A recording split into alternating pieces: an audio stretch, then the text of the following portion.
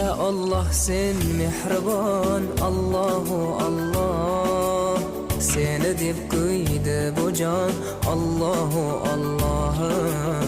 Senga muhtoj bor inson, Allahu Allah.